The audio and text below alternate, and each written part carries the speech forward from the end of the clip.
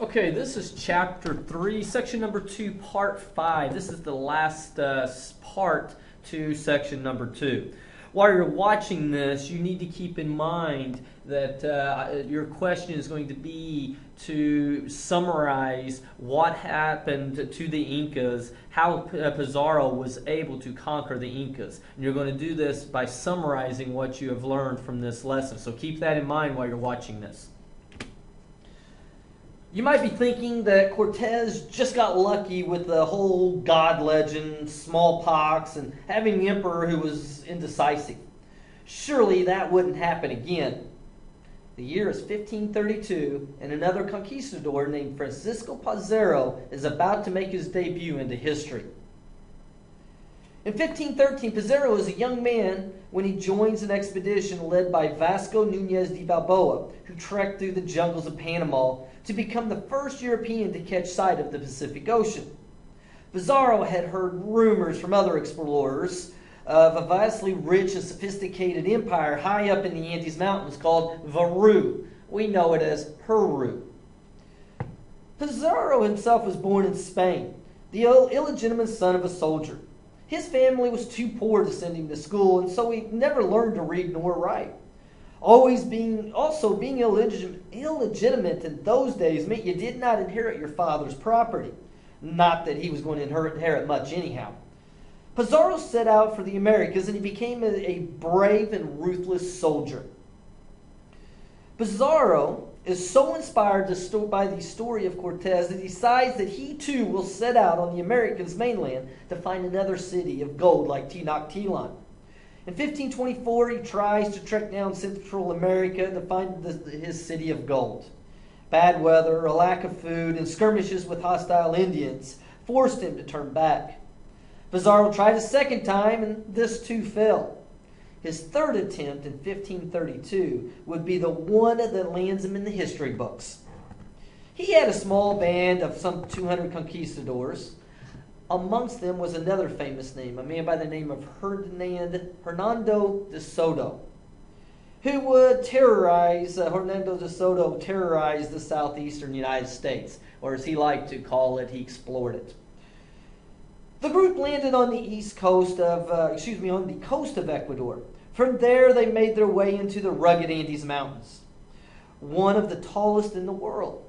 Like Cortez, Pizarro's timing could not have been more perfect, for him anyway, but not necessarily the Inca. The Inca were recovering from a civil war fought between two brothers after their father, the former Inca, had died. Atahualpa came out of the victor and claimed the throne of the Incan Empire, which was seated in the city of Cusco. The people of the Americas did not ride animals, and so trained runners carried messages through the mountains. This is how news of the Spaniards' arrival reached Atahualpa's camp in 1532. Some people claimed that these strangers with fur on their faces, beards, wearing pots on their heads, helmets, and riding strange beasts, horses, were gods that were sent down to earth. Legend says that bad omens were predicted by the Inca priests of disaster and the end of the empire.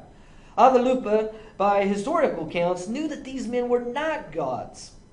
Atahualpa was camped in a valley with some 80,000 men, and so he told his messengers to invite the strangers to meet him. He sent them gifts of food and gold and silver. Atahualpa was not being generous. He was luring Pizarro into a trap.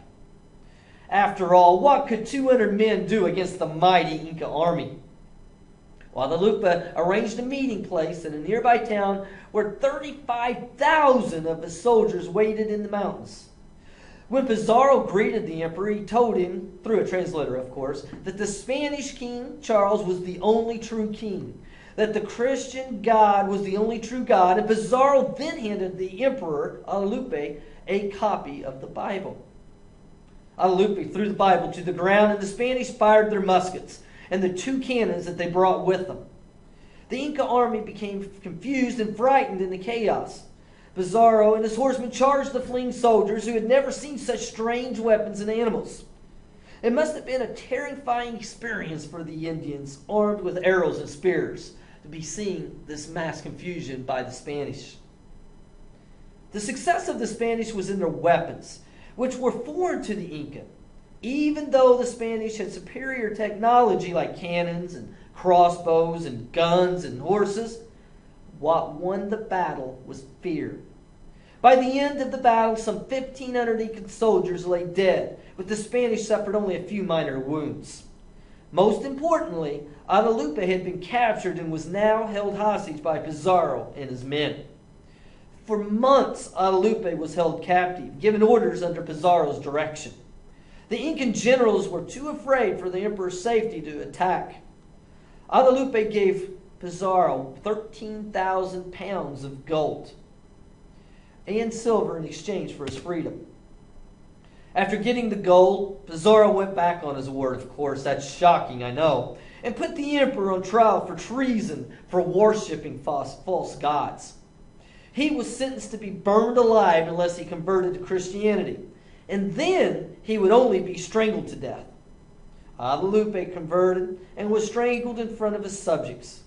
The Incan Empire fell quickly thereafter. The Incan Empire fell quickly thereafter, as gold-seeking conquistadors and colonists rushed in to settle the new colony of Peru.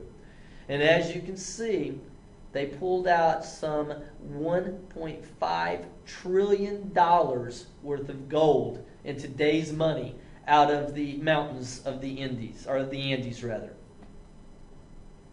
Again, your question was, for your assignment on this, was to to put into your own words how Pizarro and the Spanish were able to bring down the Incan Empire.